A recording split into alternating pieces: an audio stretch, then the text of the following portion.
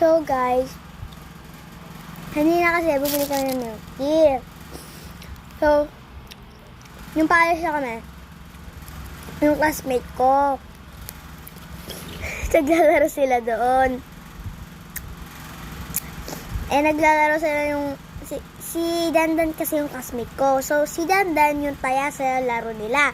So, ang laro nila, yung naka-blindfold siya, tapos ganon siya, para kung sino mahawakan niya na una, siya yung magiging taya.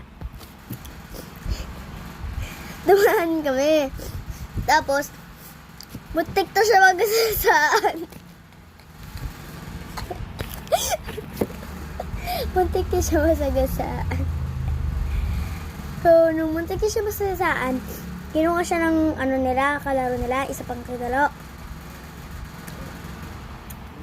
Tapos, habang palayo na kami ng palayo, tawag ko na pangalan ko na,